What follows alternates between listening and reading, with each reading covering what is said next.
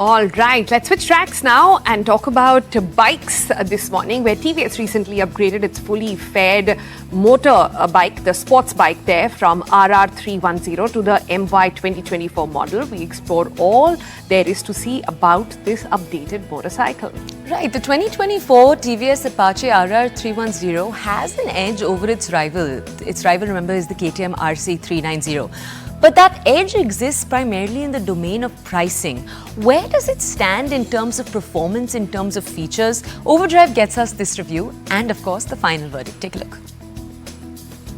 Alright everyone, so that right there is the updated for 2024 TVS Apache RR310.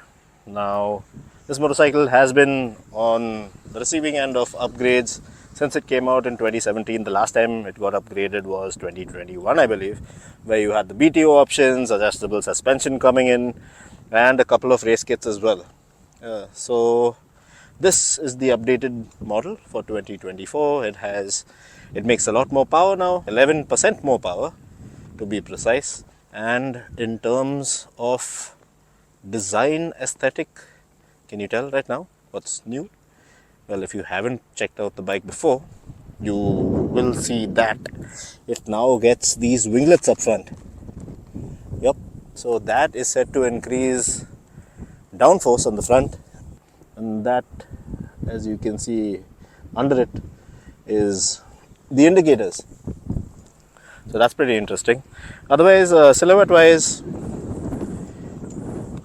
from the side, it looks pretty much the same motorcycle that we've seen before. And also new for this 2024 updated model is this new clutch cover, which, as you can see, is transparent. Now, this is something that you can see on bigger capacity motorcycles as an aftermarket accessory that, well, now TVS is giving it to you as part of the factory package. Now, coming up front, well, familiar display. That's the same 5-inch TFT color screen on there.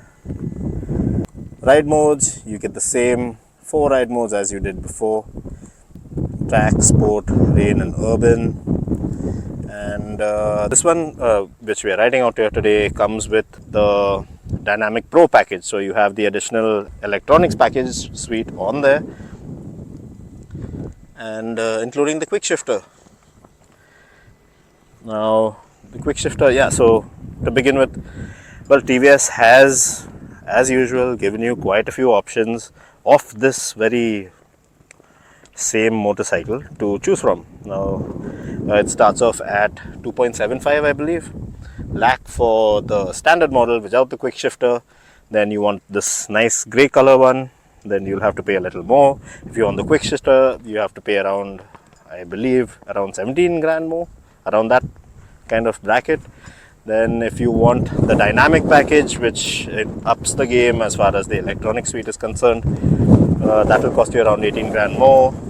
And on top of that, if you want the Dynamic Pro package, now that includes the race tuned dynamic stability system. So that includes cornering ABS, rear lift control, which is like anti-stoppy, anti-wheelie control as well, and cornering cruise control. So that's pretty interesting. Now, yeah, as part of the Dynamic Pro package, you get the adjustable suspension, the adjustable levers.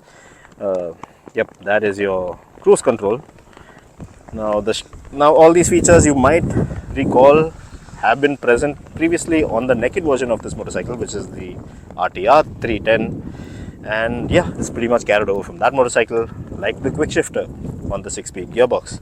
As far as torque is concerned, it does around 29 Nm of torque at 7,900 RPM. So it's got a new piston in there, new forged piston, different coating. It's a lot lighter, and this, the company claim, has resulted in the NVH levels dropping to a more acceptable level in this day and age.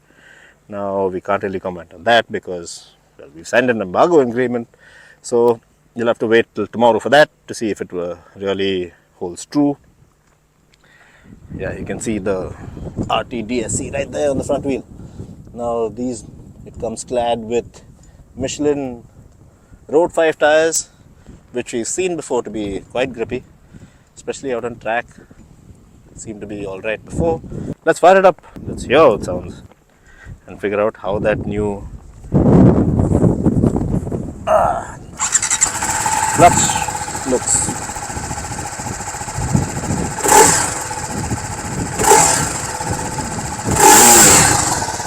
Yep.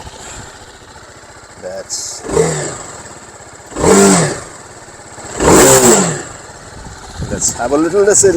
Hopefully you can make out something.